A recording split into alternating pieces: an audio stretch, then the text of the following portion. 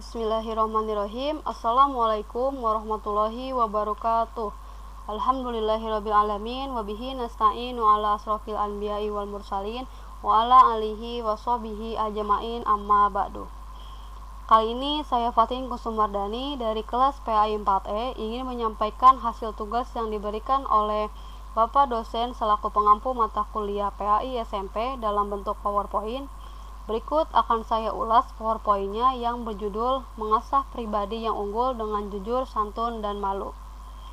Sesungguhnya seorang muslim itu memiliki kekuatan banyak hal. Karena karakteristik seorang muslim sejati ialah ia memiliki kekuatan hati yang dinilai dari akhlak mulianya dan kekuatan secara jasmani yang dilihat dari senantiasa ia berusaha memberikan yang terbaik bagi kehidupannya dan hidup orang-orang yang berada di sekitarnya. Karakteristik seorang muslim yang baik tentu adalah jiwa muslim dengan kepribadian unggul. Mereka adalah sosok menjadi panutan dalam berbagai keadaan, mendirikan ketakwaan kepada Allah sesuai dengan kemampuan yang dimiliki. Dengannya, Allah Ta'ala jadikan kemudahan untuk senantiasa berada di atas kebaikan. Takwa pula akan menjaga seseorang untuk harus selalu istiqomah dan senantiasa mengingat bahwasanya Allah Ta'ala dekat dengan dirinya juga selalu menjaga dirinya dari sesuatu yang dilarang.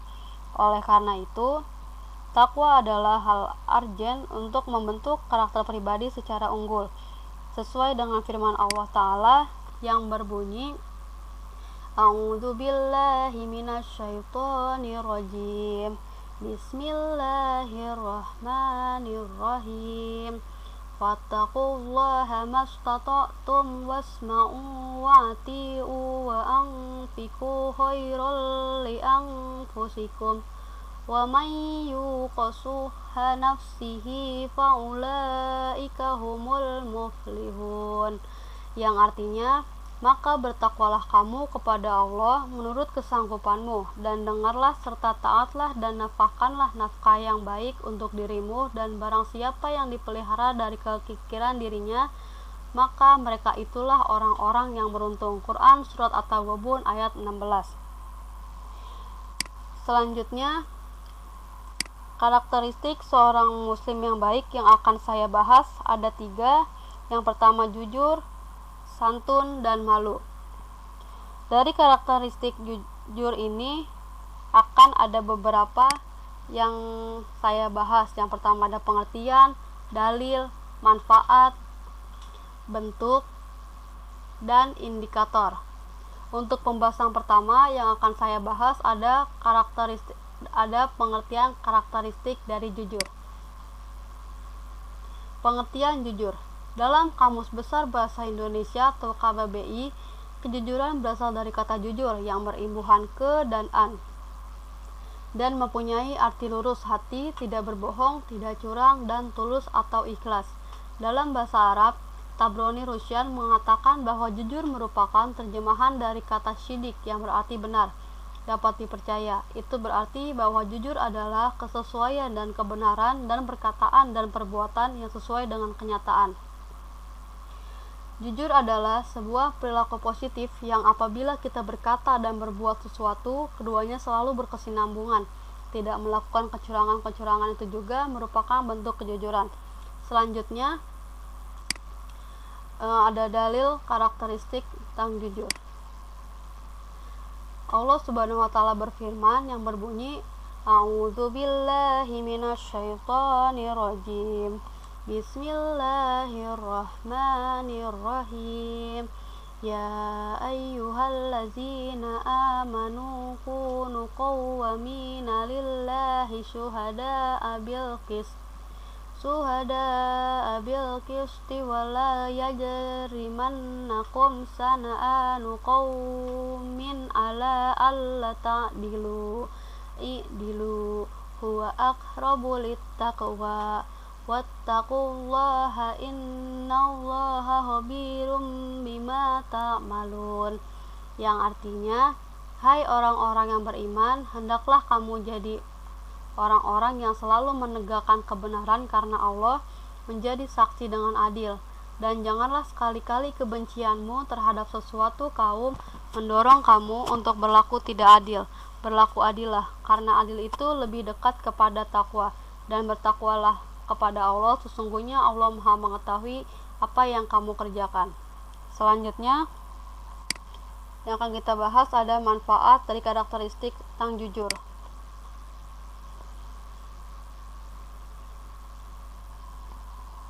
Manfaat yang saya cantumkan di sini ada 3. Yang pertama, memperluas pergaulan.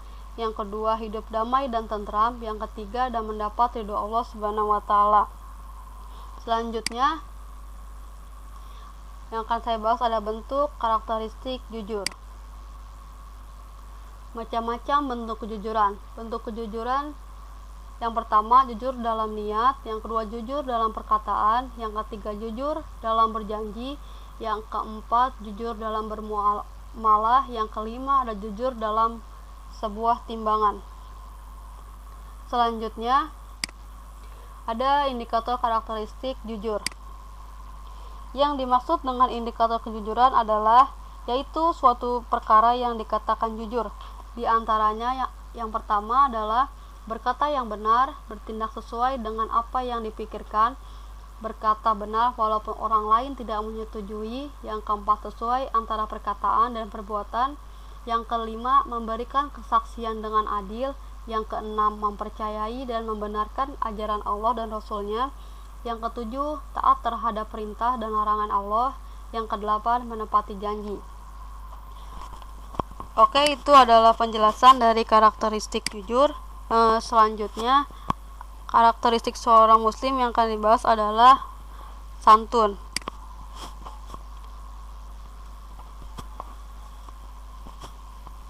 Dari karakteristik santun ini akan ada beberapa yang saya bahas. Yang pertama ada pengertian, ada dalil, ada manfaat, dan ada contoh. Untuk pembahasan pertama adalah pengertian dari karakteristik santun. Pengertian santun. Santun adalah berkata lemah lembut serta bertingkah laku halus dan baik. Kesantunan seseorang akan terlihat dari ucapan dan tingkah lakunya. Ucapannya lemah lembut, tingkah lakunya halus, serta menjaga perasaan orang lain.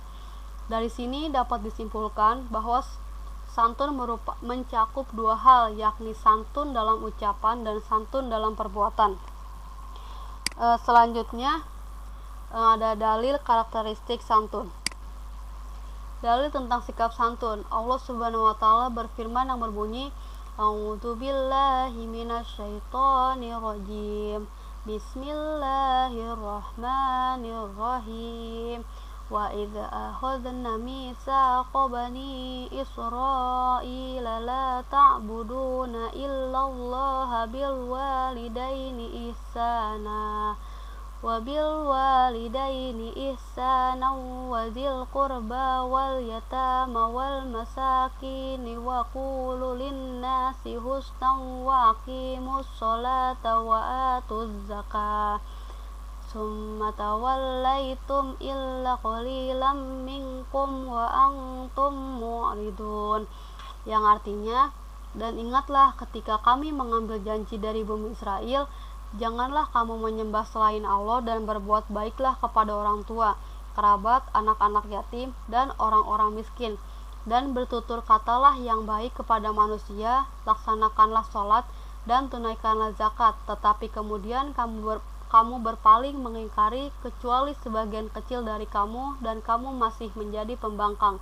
Quran Surat Al-Baqarah ayat 83. Selanjutnya ada manfaat karakteristik santun. Manfaat sikap santun. Yang pertama, mudah diterima oleh orang lain.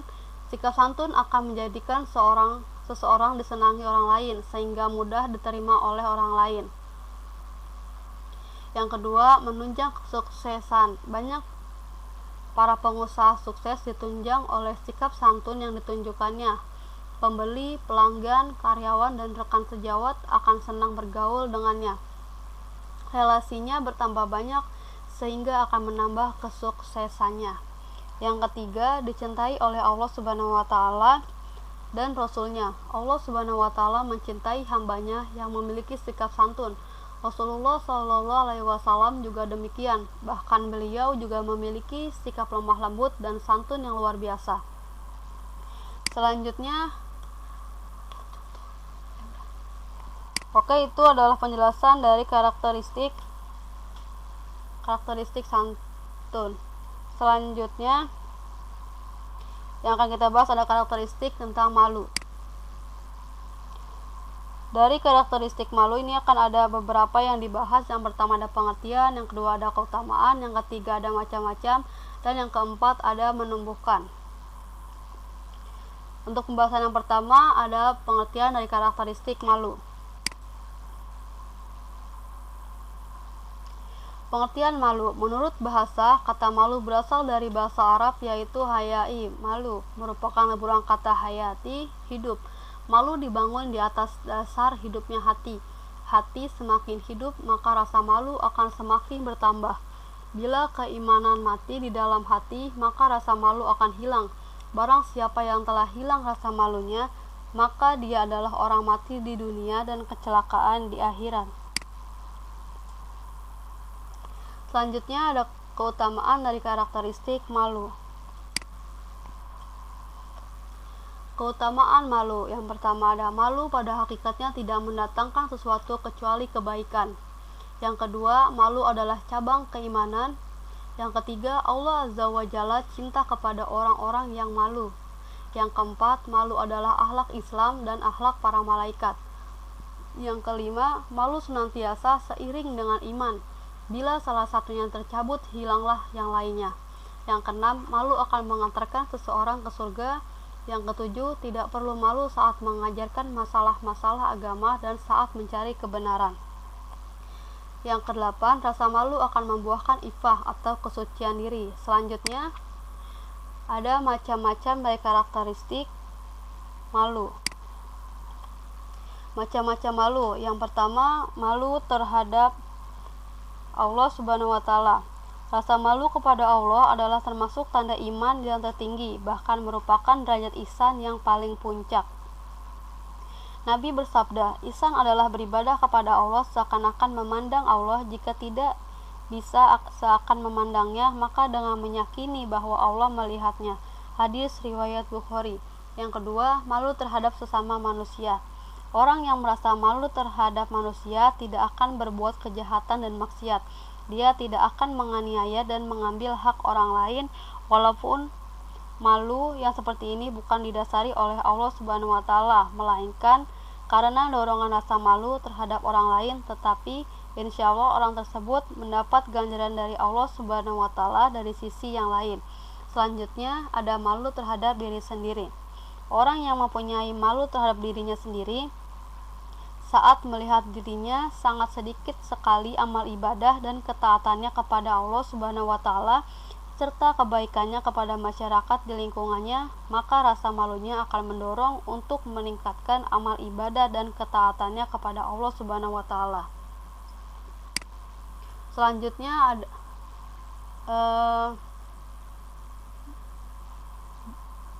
cara menumbuhkan sikap malu kepada diri sendiri. Menumbuhkan malu. Membiasakan berkata jujur dan berperilaku yang benar pada saat kita bertingkah laku sesuai dengan kebiasaan yang dilakukan. Maka jika kita menang dari awal sudah biasa melakukan kebaikan, maka sikap dan perilaku kita akan baik. Tetapi jika kita terbiasa berbuat salah, maka perilaku kita juga akan selalu salah. Mempertegas hukuman bagi pelanggar kejahatan, karena tanpa adanya tindakan yang tegas bagi mereka yang melanggar, maka rasa malu pada masyarakat akan semakin kecil, bahkan semakin tidak ada. Sebaliknya, jika hukuman bagi pelanggar hukum dipertegas, maka rasa malu pun akan tumbuh, dan cara lainnya yaitu dengan mempertebal penanaman moralitas agama, karena moralitas agama adalah jalur cukup kuat dalam menanamkan rasa malu seseorang. Oke, baik, itu tadi adalah penjelasan dari karakteristik tentang malu. Baik, itu tadi adalah penyampaian dari saya tentang mengasah pribadi yang unggul dengan jujur, santun, dan malu. Kesimpulan dari 3 karakteristik tadi adalah mengasah pribadi yang unggul dengan jujur, santun, dan malu Jujur adalah sebuah perilaku positif yang apabila kita berkata dan berbuat sesuatu, keduanya selalu berkesinambungan. Tidak melakukan kecurangan-kecurangan itu juga merupakan bentuk kejujuran. Jujur menyebabkan kita menjadi orang yang dapat dipercaya. Santun adalah berkata lemah lembut serta bertingkah laku halus dan baik. Kesantunan seseorang akan terlihat dari ucapan dan tingkah lakunya.